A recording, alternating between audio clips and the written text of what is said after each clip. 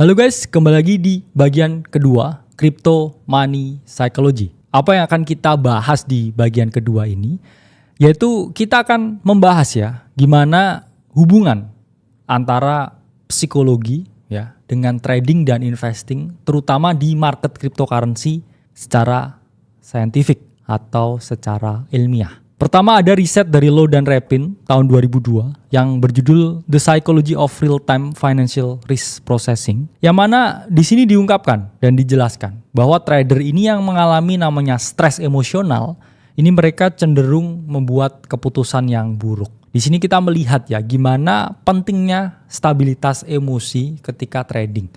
Karena kalau teman-teman trading ya tapi stres, punya masalah, punya tunggakan utang, atau lagi berantem sama pasangannya, atau punya masalah di pekerjaannya, ini pasti tidak akan maksimal. Di sini teman-teman harus paham ya, teman-teman harus dalam state yang sangat tenang ketika trading atau bahkan ketika investing ya, untuk membuat entry atau melakukan exit. Karena kalau teman-teman di sini stres secara emosional, ini pasti tidak akan bisa maksimal. Nah, di sini saya ungkapkan pentingnya memiliki aktivitas yang menyenangkan ya, di luar trading. Misalkan teman-teman punya hobi, main futsal, main golf, ya, berenang, nge-gym, atau aktivitas-aktivitas lain ya. Mungkin nonton anime juga nggak masalah ya buat teman-teman yang wibu di sana. Kenapa? Karena ketika market dalam keadaan yang sulit seperti sekarang ya, sometimes the best thing to do ya is nothing to do. Teman-teman nggak perlu lihat market terus-terusan ya. Cari aktivitas yang lain, oke? Senangkan hatimu. Kalau udah seneng hatimu, kamu balik lagi ke market dan kamu pasti ya memiliki performa yang jauh lebih baik. Nah, selanjutnya ada riset dari Schiff et al. Tahun 2005. Ini judulnya Investment Behavior and the Negative Side of Emotion.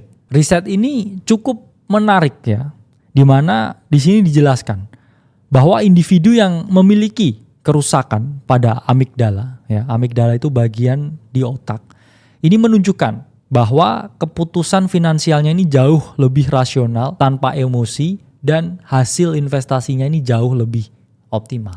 Jadi di sini dijelaskan ya, ada bagian kecil di otak yang bernama amigdala, yang mana quotes on quotes ya, kalau bagian kecil ini rusak, kita malah investasinya itu jauh lebih baik ya. Keputusannya jauh lebih bagus ya. Mungkin Warren Buffett ya diberikan anugerah di mana mungkin bagian kecil di otaknya ya, di amigdalanya ini mungkin rusak. Itulah mengapa dia sangat jago ya dalam investasi, sangat optimal pengambilan keputusannya karena ada bagian kecil di otaknya yang rusak. Dan di sini teman-teman harus pahami ya bahwa Einstein pun juga divonis ya memiliki kecacatan berpikir. Tapi kalau kecacatan berpikirnya ya membuat dia jadi orang yang paling jenius ya, kita berharap kita juga punya kecacatan berpikir supaya kita juga dianugerahi ya kemampuan yang sama. Ini menarik ya, itu tadi amigdala. Lalu bagian otak lainnya ini apa aja dan apa fungsinya, terutama ketika kita ngomongin fungsinya dalam trading, kita ngomongin fungsinya dalam investing. Pertama ini ada amigdala ya. Ini amigdala adalah bagian di otak yang sangat berkaitan ya dengan respon emosional seperti fear and greed, ketakutan dan juga kesenangan. Jadi ketika harga ini mengalami kenaikan ya, bagian di otak kita yaitu amigdala ini mengalami suatu respon emosional. Yang mana kalau kita lihat ya harga pampedak ya, wah kita seneng ya, sangat-sangat euforia. Tapi ketika harga ini dampedak ya, kita mulai takut ya, kita mulai panik, mulai keringat dingin. Itu yang disebabkan oleh amigdala. Yang mana amigdala ini memberikan respon emosional. Tapi ketika orang bagiannya ini rusak ya, saya bilang quotes on quotes, nggak bisa berfungsi ya, dengan optimal, ini yang terjadi justru kita harga naik ya biasa aja. Kita turun pun juga gak nangis ya. Yang mana ini membuat keputusannya jauh lebih rasional sehingga hasil investasinya ini jauh lebih optimal. Nah, kedua ada bagian prefrontal cortex, di mana bagian ini adalah bagian yang menyeimbangkan amigdala. Jadi amigdala tadi terkait dengan respon emosional, namun bagian ini terkait dengan perencanaan, ya, pengambilan keputusan dan juga pengendalian diri. Jadi ini berfungsi ya ketika teman-teman ini mau merencanakan sesuatu ya, bagian logisnya ini udah dapat nih ya. Oke, misalkan di sini teman-teman lihat marketnya naik ini ya. Oke, saya euforia. Apakah saya akan FOMO atau apakah saya akan membeli di area tertentu? Ya, ini teman-teman merencanakan dan mengambil keputusan ya. Oke, marketnya naik, tapi ya saya nggak akan masuk sekarang. Saya nunggu dia retrace di area tertentu baru saya melakukan pembelian. Nah, ini fungsi dari prefrontal cortex. Yang mana teman-teman harus pahami ya, otak ini memiliki fungsinya masing-masing. Nah, selanjutnya hipokampus ini adalah bagian di otak yang berfungsi ya membentuk memori atau memberikan navigasi spesial. Artinya apa di sini? Kejadian-kejadian yang ada di masa lalu itu memberikan teman-teman ya pemahaman tentang hari ini. Tentang bagaimana teman-teman akan mengambil keputusan investasi sekarang atau ke depannya. Ini dari berbagai pengalaman-pengalaman yang ada di masa lalu. Jadi di masa lalu misalkan teman-teman ketika Januari selalu jackpot. Itu apa yang terjadi ya? Sekarang ketika Januari lagi, teman-teman akan jauh cenderung lebih agresif. Lalu dulu misalkan teman-teman ketika membeli koin-koin low caps ya ini untungnya berkali-kali lipat. Itu teman-teman akan memiliki kecenderungan untuk membeli koin low cap. Tapi kalau dulu misalkan teman-teman beli big cap tapi rugi besar, teman-teman ada kecenderungan untuk menghindari big cap. Inilah yang ditimbulkan ya oleh hipokampus ya, bagian di otak.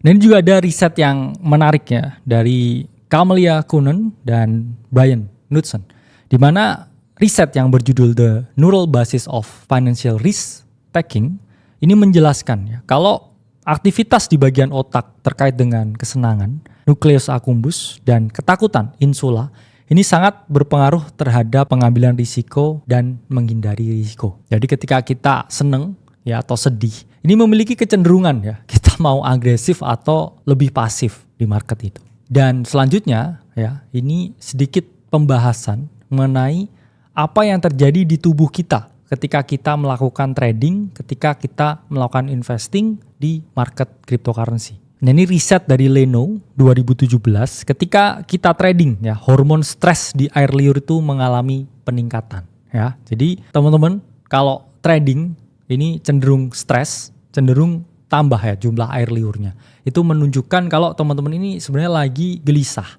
Gelisah apa? Ya gelisah dengan posisi yang lagi teman-teman buka. PNL, portofolio yang teman-teman hold.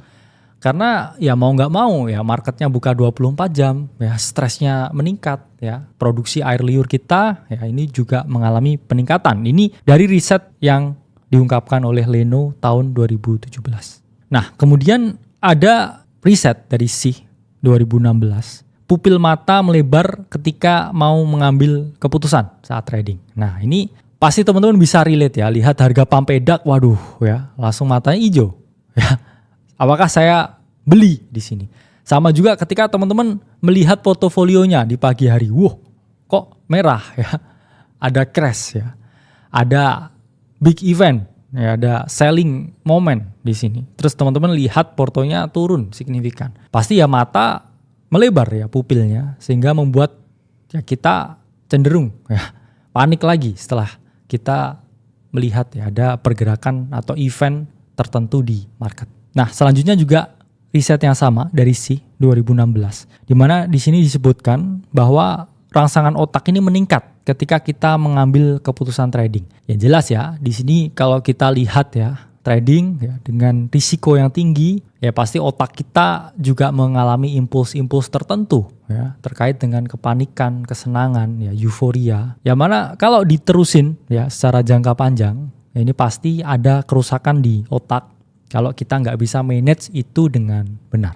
Kemudian dari Mitten 2002 mengungkapkan kalau detak jantung ya itu meningkat ketika kita lihat market. Ya ini beda ya dengan ketika kita lihat pasangan ya. Kalau mungkin di pasangan ya berdebar ya, tapi kalau lihat ya PNL ini lebih berdebar lagi ya.